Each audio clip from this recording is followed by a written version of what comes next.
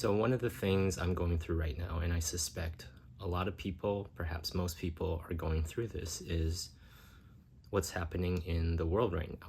Living in North America, witnessing, yeah, Trump and people like Musk create the chaos, right? Ride this wave of what's in my view, has been taking place since, well, the history of civilization, Western civilization, right? Where you have the power at the top and trying to control and not lose their power, right? Very likely due to the insecurities caused by their inner wounds, inner struggles, inner insecurities, right? Created from childhood. It's hard to imagine a human being that hasn't gone through childhood challenges, traumas, disconnection, a lack of love, a lack of good parenting that didn't cause them some kind of inner dynamic, inner turmoil where they unconsciously act that out throughout their life, throughout their so-called adult life. I don't know if there's many adults that are actually adults, especially perhaps in positions of power, whether it's corporate, governmental, you name it.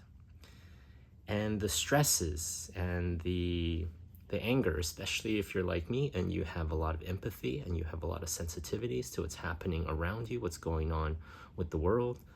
Like I feel since the last few months, even just walking out there, and I live in a fairly liberal kind of place in the world, in North America, and even then I feel just walking, in nature and on paths and walking past people, and I do my best to try to make eye contact, and if there's a chance to smile, I would like to share that with other human beings, but boy, have I noticed a lot more what I experience as cautiousness, suspicion, right? I feel a judgment, right? The othering has intensified, I feel, because of this wave, the Trump effect of what's taken over. It's always been bubbling on the surface, and since smartphones, social media, and the fact that hate and judgment and outrage sells even more than perhaps sex, it's kind of no wonder that we're in this place now.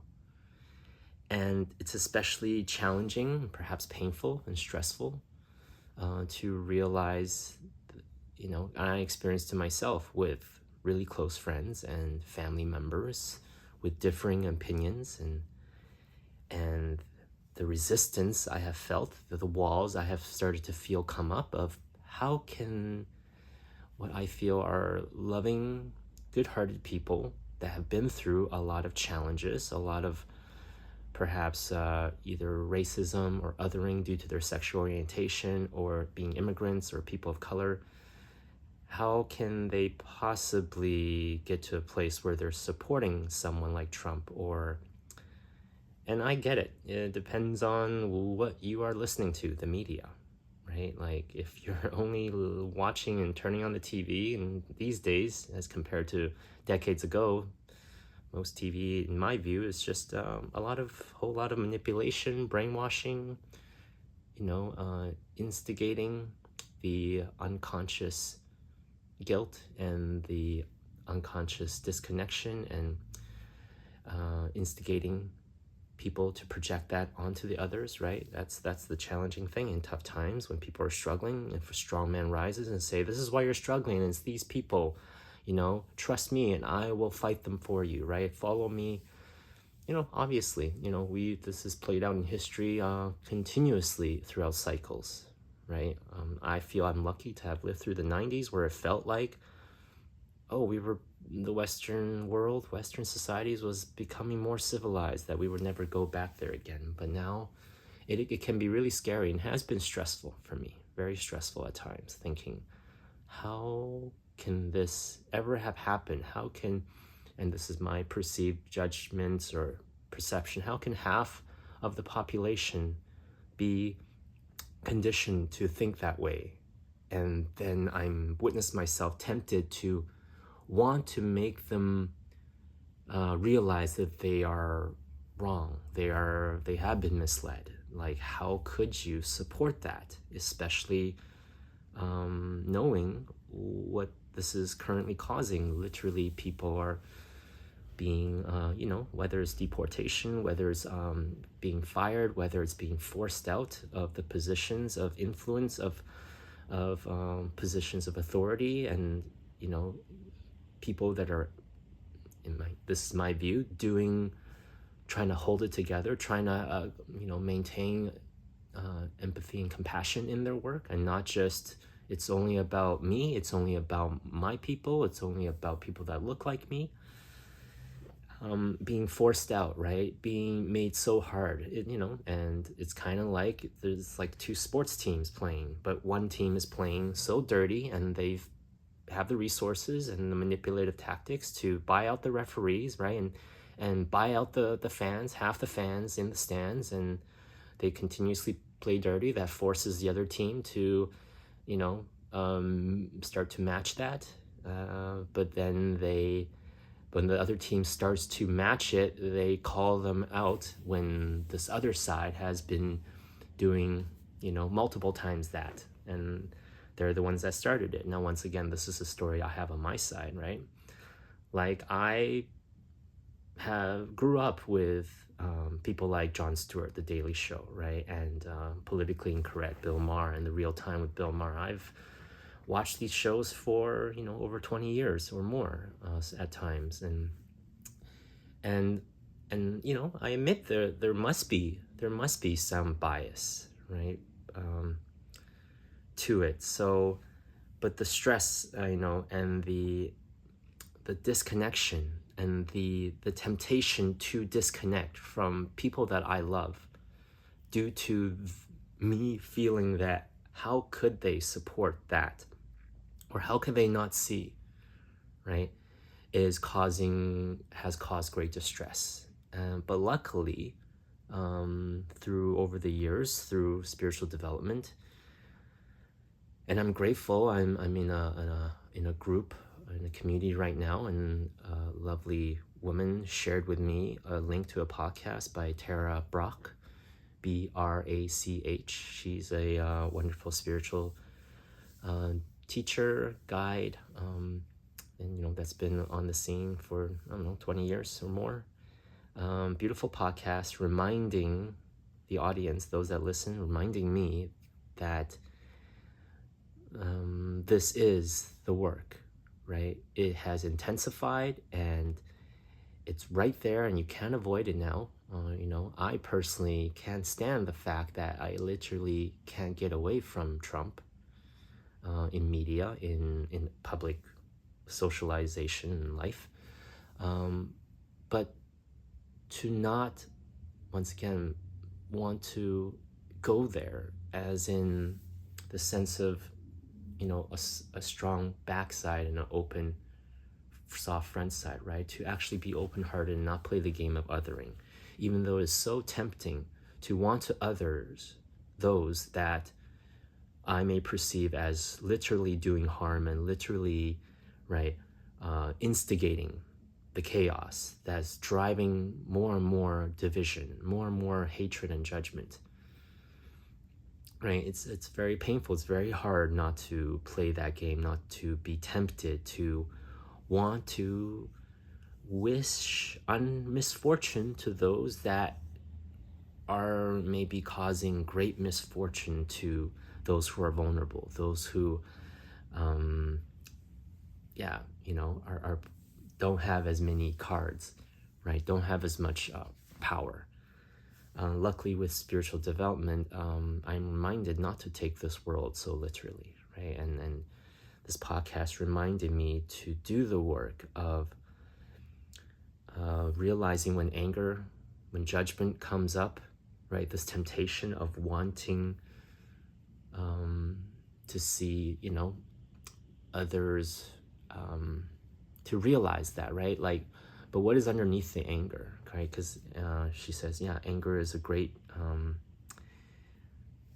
instigator or ignition, if you will, but then is to look at what do I really care about. And for me, it is really, I've learned that why I was in so much pain, say, early in life, was because I had no idea how to care for myself or love myself. And the fact that I wanted to care so much about other people, but I didn't know how, because, well, especially in high school, not exactly a lot of high school age people are, know how to do that for themselves and each other, right? And but reminding me to do the work, the practice of finding peace, right? So the pain is this frustration and me being impacted to want to other those that I may perceive as, egging on the chaos or egging on the fact that certain groups are being demonized unfairly, unjustly, right? The hope is to, well, my hope is that I could contribute in some way and not be complacent in the shifting towards what would be best for all, right? I would love to live in a society, in a world, because I have a young son, and I would much rather him grow up in a society where there's many examples and people willing to be engaged and lovingly, compassionately, empathetically, creatively.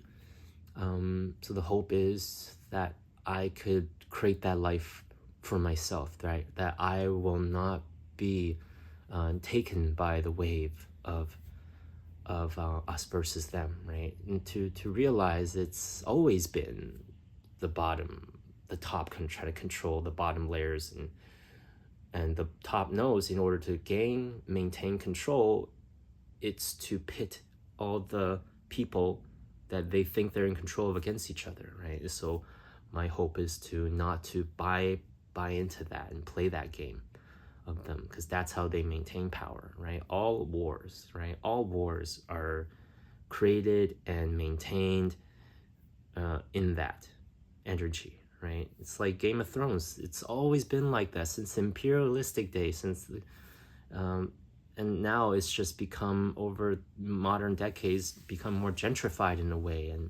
But now the political correctness has completely gone out the windows, right? Since Trump came onto the main scene of politics, and so my hope is not to contribute to that, right? And the solution for me, and I'm so grateful, is to be in community, to be engaged with people, to not close my heart down to people that may have differing views and opinions to me, but so that I don't feel more disconnected, more isolated, that I'm perceiving this as a much unsafer world, and socially it's much more difficult, and there's the solution is also for me to disconnect, to make sure, because it's so tempting, right? It's very, very compelling because of the good versus bad story that I believe we're all very much compelled by. I grew up on American movies. I love movies, right? Internationally in America, but the biggest piece is American pop culture, right? And in American movies is all about good versus bad, right? It's all about Star Wars, the Empire, right? But just like in the podcast, I'm reminded Darth Vader eventually was able to make that shift and defend Luke against the Emperor, right? So is to be willing to recognize that even the people that are seemingly like Darth Vader out there, perhaps there's another way, right? And for me is to hold that vision, right? And allow myself to, just to, for example, for one, not spend so much time on, looking for example, YouTube videos or podcasts that are condemning the people that are condemning the innocent, right? And the juiciness of that is like, oh yes, get them, tell them like it is, right? Shame them, right? Shame them into realization. I don't know if that's gonna happen. So I'm gonna practice a different way, right? I'm gonna not look to be entertained or compelled by that as much, right? I probably will still listen to, I mean, I'm still going to watch The Daily Show in real time, and John Oliver and Last Week Tonight, and you know, and Jon Stewart's weekly show, and but you know, but for example, another one, Robert Reich, I love that man, you know. He has a great Substack, and but I think I'm going to unsubscribe or not listen to it, because he is highlighting all the crazy things that's happening in the governments and whatnot, and that's just very triggering for me, right? And luckily he does share the good news when it does happen, but these past couple months has been very, very rare. So for me to disconnect, because and do what I can do from my position, right? And for me is to, I know from my spiritual development, I've been on my path for 15, nearly 20 years now, that the practice is realizing that this is an illusion. This is a journey of realizing that we are all in this together, right? The fact that people out there that are causing harm to others are simply are dealing with inner pain, right? That they are unconsciously projecting and blaming outside, right? Others. So, and it's to remind myself of that, and and for me is to realize whatever I do for myself, that's the greatest contribution, if you will. However I live, that's what's impacting everyone else. So that's those are some of the solutions that come to mind, and I just wanted to share this. And I'm wondering, how you're doing through this, right? All the best.